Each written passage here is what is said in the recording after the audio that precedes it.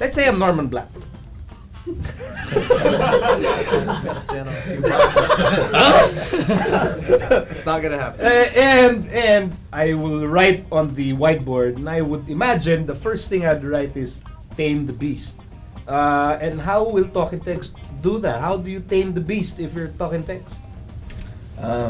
It's funny because I think it was you or might have been Tony was talking to me yesterday. We were all together, and they were talking about Bueva and how Coach Norman is going to coach against him. And I think the thing that Coach Norman says was to instead of letting Calvin dictate, get under your skin and dictate your tempo, you go at him first. You get under his skin. You get under his skin. You attack him first. So you set the tempo against him. You don't let him, dictate your tempo.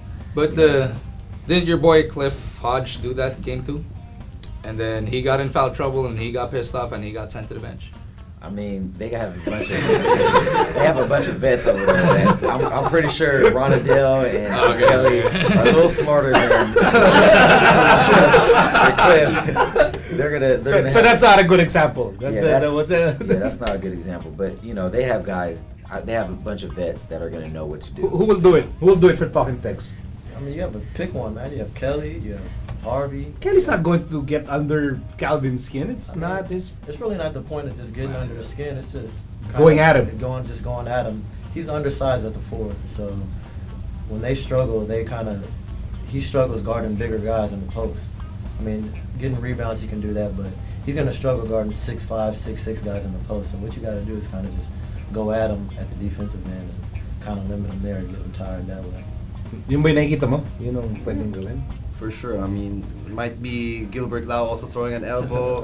Ranidel could throw an elbow. His brother kind of took out. Elbow ka agad to naman. Pwede namang post up muna. But I think one thing they'll definitely do is attack him on the post.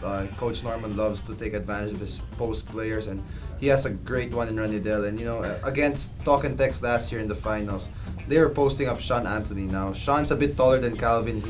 Calvin may be a better defender than Sean, but Ranidel's gonna attack him for sure in the post, and in many ways. Yeah, I mean in many ways. And like I said, Kelly's a great defender. If they decide to match him up against Calvin, I mean he could match his energy for sure. I mean we haven't really talked about Kelly this much this conference, but I still think he's one of the premier forwards in the league.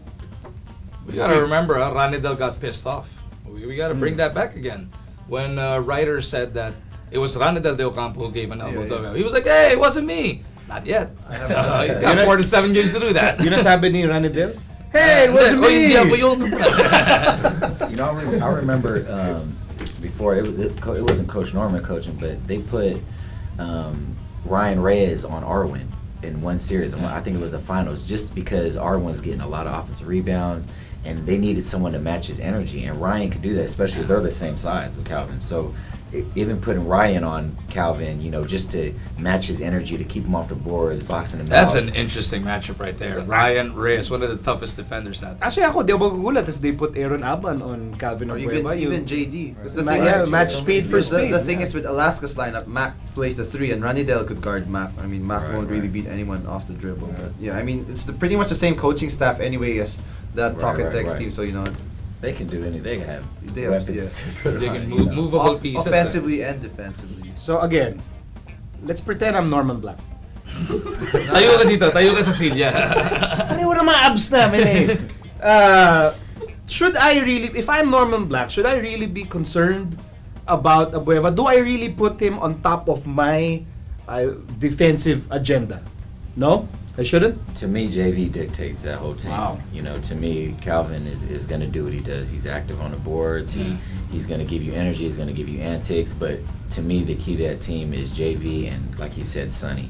If you can get those guys out of it, then they're good. Second, the most consistent guy on that Alaska team has been Cyrus Baguio. Right. All tournament long. Pero even Cyrus Baguio says that they are inspired by the tireless work of Calvin Abueva. So you got to take him out of the equation somehow. That energy just rubs off on everyone, man. Once you see someone playing that hard and diving on the floor and getting every rebound, it just inspires everybody else on the team just to play hard. And that's what Calvin does so good, man.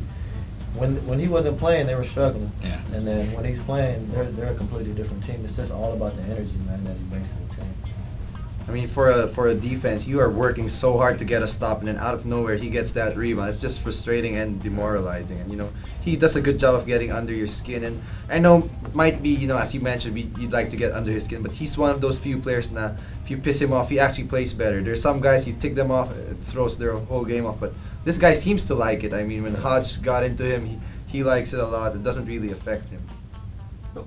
It's a challenge to talk and text. This Calvin Abueva conundrum, because he's a guy na kahit wild na yung game, it will it suits him best.